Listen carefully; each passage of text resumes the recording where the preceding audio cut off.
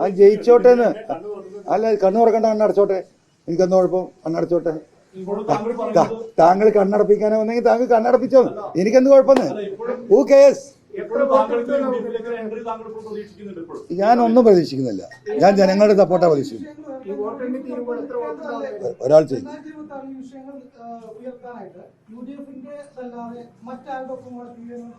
ജനങ്ങളൊപ്പം നോക്കും.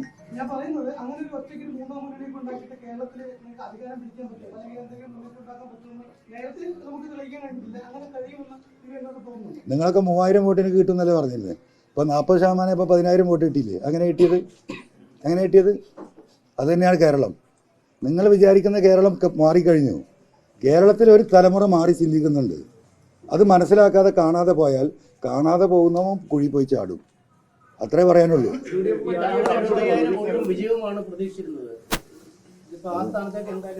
എത്തൂല. തീർച്ചയായിട്ടും. ഞാൻ രാഷ്ട്രീയം നിർത്തണോ? അംഗീകരിക്കണം. വോട്ട് കഴിഞ്ഞ് കഴിയുമ്പോ അപ്പൊ അംഗീകരിക്കണം.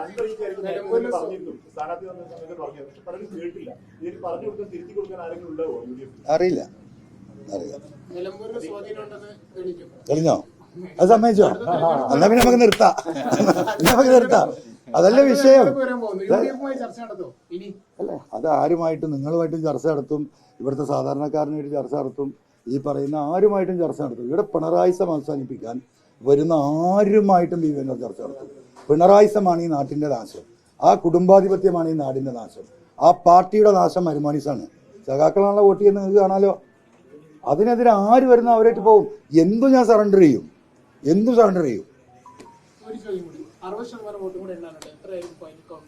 അതിപ്പോ ഞാൻ 2 മണിക്കൂറല്ല മാഷെ, എന്താ മജീദ് ഞാൻ തിരക്കാക്കുന്നത്? അത് കൃത്യമായിട്ട് അറിയാലോ. ഇപ്പൊ നമ്മളത് പ്രെഡിക്റ്റ് ചെയ്യേണ്ട സമയമല്ലോ. അതിങ്ങനെ എണ്ണിക്കൊണ്ടിരിക്കല്ലേ. അല്ല, അതൊക്കെ ആരെങ്കിലൊക്കെ വിളിക്കും.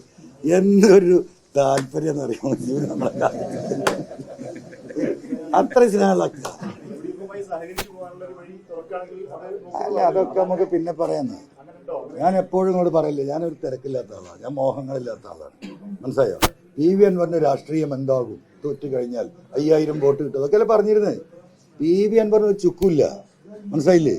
PV അൻവർ നാളെ MLA ആണ്, മന്ത്രിയാണെന്ന് നടക്കില്ല. ഇവിടുത്തെ പൊതുപ്രവർത്തനം ഞാൻ തുടരും. അതിനെനിക്ക് ഈ MLA മന്ത്രിയാവേണ്ട കാര്യമില്ല. ഈ പാവപ്പെട്ട ജനങ്ങൾ എൻ്റെ കൂടെ ഉണ്ടാകുന്നിടത്തോളം കാലം ഞാൻ എൻ്റെ രാഷ്ട്രീയ പ്രവർത്തനം പൊതുപ്രവർത്തന അതുമായി മുന്നോട്ട് പോകും. അത് തടയാൻ ഒരു പിണറായിക്കും ഒരു സുജായിക്കും കഴിയില്ല. അത്ര കാര്യത്തിൽ പറയാനുള്ളൂ.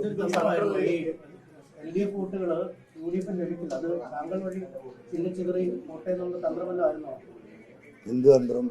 ഞാൻ പിണറായിസത്തിനെതിരെ വോട്ട് പിടിക്കാൻ പോയത്. ആ വോട്ട് കാണുമല്ലോ. സ്ട്രോങ് പിണറായിസത്തിനെതിരെ വോട്ടാണ് PV അൻവറിന്റെ പെട്ടിയിലേക്ക് വരുന്നത്.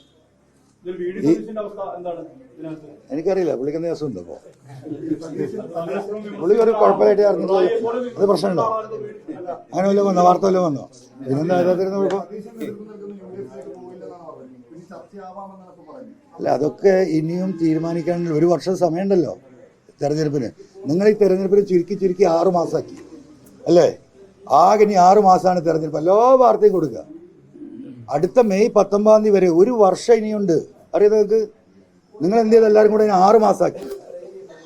ഈ നിയമസഭ ഇനി 1 വർഷമുണ്ട്. നിങ്ങൾ ആരെങ്കിലും പറഞ്ഞിട്ടുണ്ടോ? ഞാനിതൊക്കെ കാണുന്നതും കേൾക്കുന്നുണ്ട്. 6 മാസത്തേക്കാണ് ഈ തെരഞ്ഞെടുപ്പ്. എന്താ 6 മാസം? പഞ്ചായത്ത് തെരഞ്ഞെടുപ്പിന് 5 മാസമുണ്ട്. ഇതൊക്കെ വസ്തുതയില്ല. എന്തെല്ലാം വസ്തുതകൾ മൂടി വെച്ച് നിങ്ങൾ വാർത്തകൾ കൊടുത്തുകൊണ്ടിരുന്നു.